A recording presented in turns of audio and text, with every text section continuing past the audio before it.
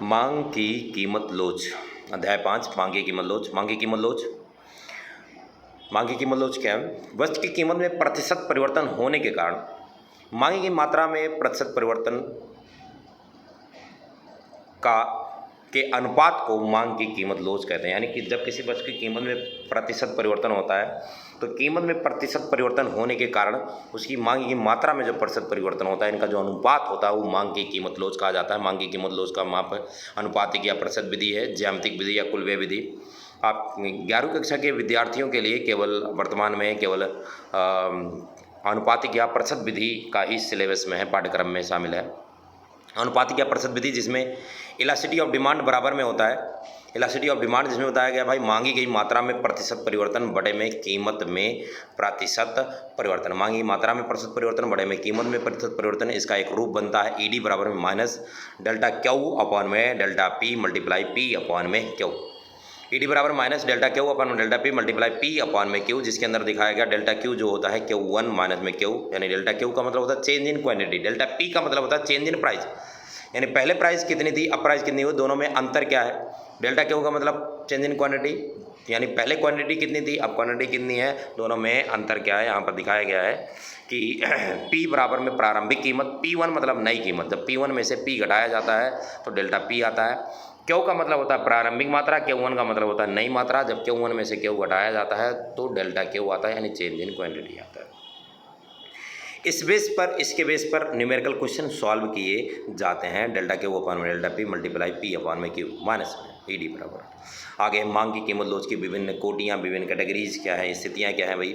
तो पहला पॉइंट आता है पूर्णतया लोचदार मांग। पूर्णतया लोचदार मांग क्या होता है? पूर्णतया लोचदार मांग वह स्थिति होती है जहाँ ईडी बराबर इनफाइनाइट होता है, यानी प्रचलित कीमत पर जब तक कीमत क्या रहती है, स्थिर रहती है, तब तक मांग क्या होती रहती है, घटती और बढ़ती रहती है। मांग घटती बढ़ती रहती, जैसे ही कीमत क्या होगी बढ़ेगी, जैसे ही कीमत क्या होगी बढ़ेगी, कीमत के बढ़ते ही मांग क्या हो जाती है, शून्य हो जाती है।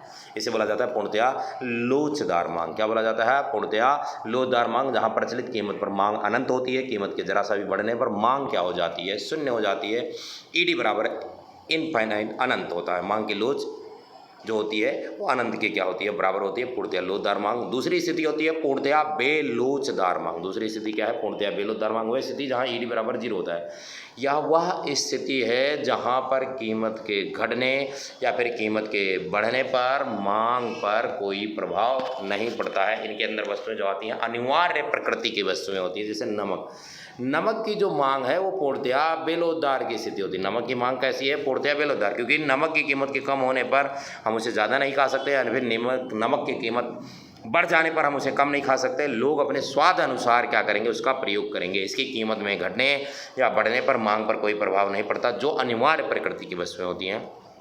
अगला पॉइंट आता है इकाई के बराबर लोचदार मांग। इकाई के बराबर लोचदार मांग वह स्थिति होती है, इकाई के बराबर लोचदार मांग वह स्थिति होती है जहाँ ईडी बराबर में क्या होता है, 1 होता है। ये वो स्थिति है जहाँ यदि कीमत में 10% की क्या हो रही है, कमी हो रही है, तो मांग 10% की क्या होगी, वृद्धि होगी। 10 से 10 कटेगा कितना आएगा, 1। यानी जहाँ पर कीमत और मांगी गई मात्रा में सेम अनुपात में, एक जैसे अनुपात में क्या होती है, वृद्धि या कमी होती है। सेम अनुपात में क्या आता है, सेम प्रतिशत में, एक जैसे प्रतिशत में क्या आता है, परिवर्तन होता है, चेंजेस आता है, तो उसे क्या बोला जाता है, इकाई के बराबर लोचदार मांग। इकाई के बराबर लोचदार मांग। तो ये मांग की लोच की विभिन्न स्थितियाँ हैं। मांग की लोच की विभिन्न स्थितियों के अंदर आता है पूर्णतया लोचदार मांग, पूर्णतया बेलोचदार मांग, इकाई के बराबर लोचदार मांग। इसके अलावा इकाई से अधिक लोचदार मांग, इकाई से अधिक लोचदार मांग और इकाई से कम लोचदार मांग। ये मांग की लोच की विभिन्न क्या है, स्थितियाँ हैं। अगले हेडिंग, मांग की कीमत लोच को प्रभावित करने वाले कारक। मांग की कीमत लोच को प्रभावित करने वाले कारक। मांग की कीमत लोच को प्रभावित करने वाले कारक क्या है, जिसके अंदर पहला पॉइंट क्या आता है, वस्तु की प्रकृति। वस्तु की प्रकृति मांग को कैसे प्रभावित करेगी? इसके अंदर यदि वस्तुएं अनिवार्य प्रकृति की हैं तो उनकी मांग बेलोचदार होगी। क्यों बेलोचदार होगी? क्योंकि उनकी कीमत अनिवार्य प्रकृति का है, उनकी कीमत में परिवर्तन होने से मांग में परिवर्तन नहीं होगा, इसलिए वस्तु की मांग बेलोचदार होगी। और यदि वस्तु विलासिता की वस्तु है, विलासिता यानी शौक के लिए यूज़ किया जा रहा है तो उसकी मांग लोचदार होगी, क्योंकि इसकी कीमत में परिवर्तन होने से इसके मांग में क्या हो जाएगा, परिवर्तन हो जाएगा। अगला पॉइंट आता है प्रतिस्थापन वस्तु की उपलब्धता।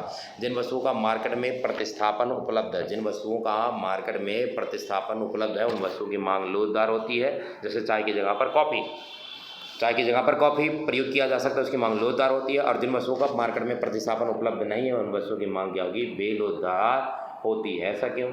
जिनका उपलब्ध है तो हम उसे छोड़ करके दूसरी वजह, यदि उसकी कीमत में वृद्धि होती है तो उसको छोड़ करके हम दूसरी वस्तु का उपभोग कर सकते हैं।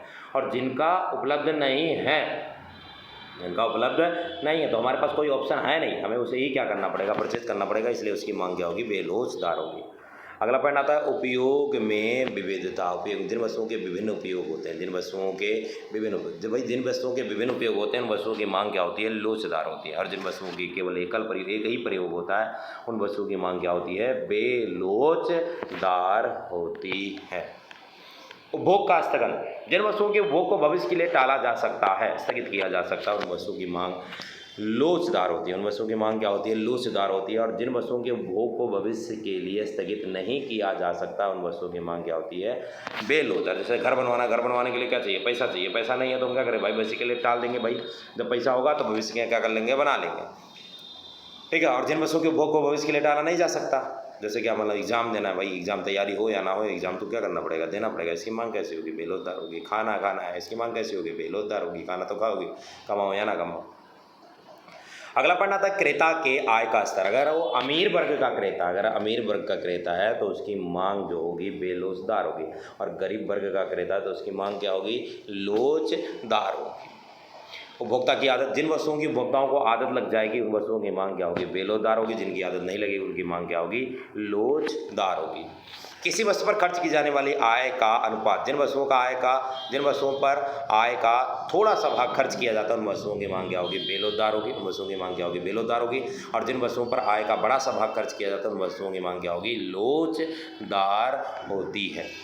कीमत स्तर, कीमत के उच्च स्तर पर, अगर कीमत का उच्च स्तर है, कीमतें महंगी है तो मांग क्या होती है, लोचदार होती है। और कीमत का निम्न स्तर है तो मांग क्या होती है, बेलोचदार होती है।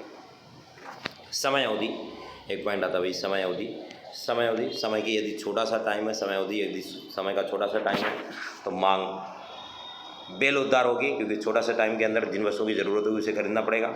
और यदि समय की बड़ा सा टाइम है यानी लॉन्ग टाइम है तो वहाँ पर मांग क्या हो जाएगी, लोचदार। तो ये है मांग की लोच को प्रभावित करने वाले विभिन्न कारक, मांग की लोच को प्रभावित करने वाले विभिन्न कारक, जिसके अंदर हमने पढ़ा भाई वस्तु की प्रकृति पढ़ी, वही वस्तु की प्रकृति के बाद पढ़ा प्रतिस्थापन वस्तुओं की उपलब्धता, प्रतिस्थापन वस्तु की उपलब्धता के बाद हमने पढ़ा उपयोग में विविधता के बाद हमने पढ़ा भाई उपभोग का स्थगन के बाद हमने पढ़ा भाई क्रेता के आय का स्तर, फिर भाई उपभोक्ता की आदत, फिर किसी वस्तु पर खर्च की जाने वाली आय का अनुपात, फिर कीमत स्तर और समय अवधि।